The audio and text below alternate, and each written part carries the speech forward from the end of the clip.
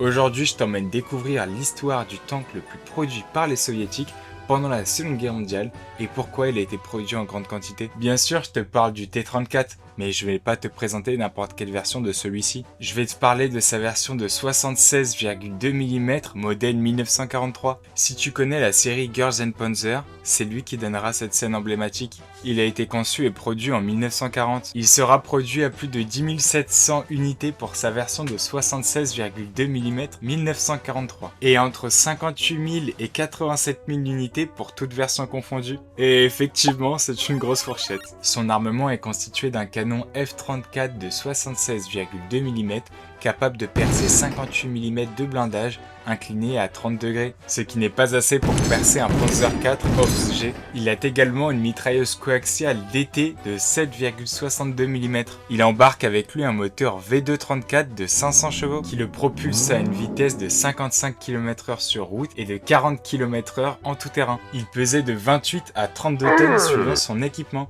ce qui fait de lui un char relativement léger. En termes de protection, son blindage est assez faible.